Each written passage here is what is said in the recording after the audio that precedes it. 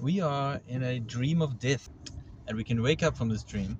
And the reason why I say that it's a dream of death is because this material existence is a dream for the spirit soul. And when we wake up from this dream, which is like a nightmare, we will realize that we are eternal. And that's what it means to wake up from the dream, to become free from the bodily concept of life. Now, when you're dreaming, everything feels real. We've all had the experience. You're in a dream, something's happening to you, you can feel it. It's real while you're dreaming it. And then sometimes you wake up and you think, oh gosh, I'm glad that was a dream. Or sometimes you wake up and you think, oh, I wish I could go back to that dream. But in reality, the situation that we're in, it's not really a great dream. That's why I call it a dream of death, because everybody has to die. The body is never alive. The body is always dead. That which is dead is always dead, and that which is alive is always alive. Now, what is it that is alive? We are like drivers of the car of this body.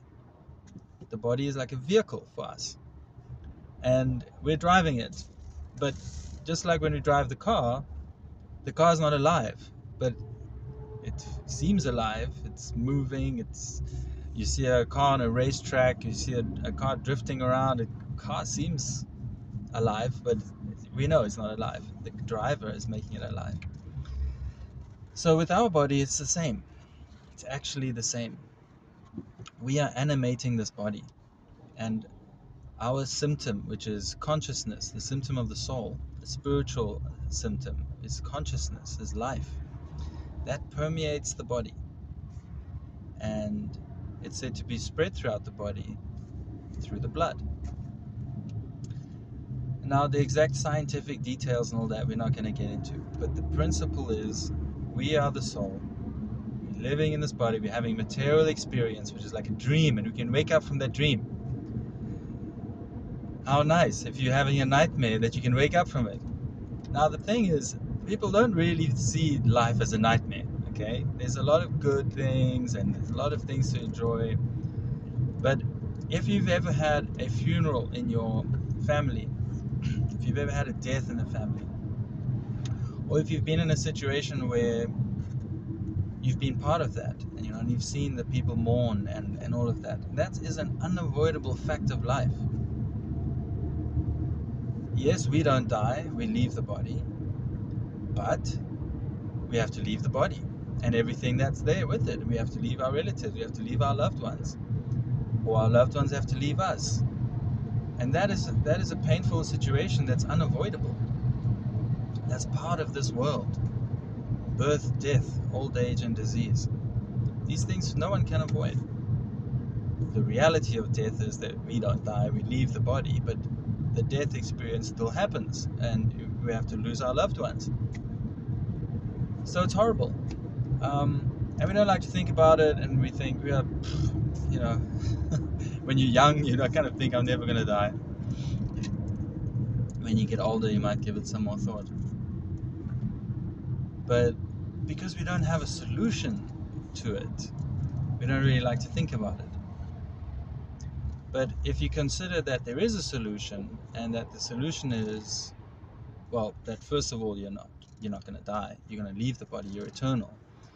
And also the solution is that you can actually start acting on the spiritual platform while you're in this body. You can start acting on the eternal platform while you're in this body. That'll give your life incredible depth. And at the same time, the solution is that I can prepare myself for this. I can prepare myself for the next life.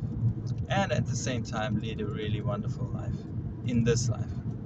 Because if we have a life based on our material, sensual pleasures, it's not really that good. It's very temporary. It's very conditional happiness. But if we strive for experiencing life after death before we die, part of that entails that you start to experience the nature of the soul. And that includes unconditional happiness from within. Those that have experienced it can verify that. Those who have not experienced this may think, what a load of hogwash. Where's the proof? Where's the proof? Well, the proof of the pudding is in the tasting, right? But initially, you have to have some kind of faith. You have to have a little bit of trust that, okay, maybe this can work. That's why we're going over these philosophical ideas, just to strengthen our resolve.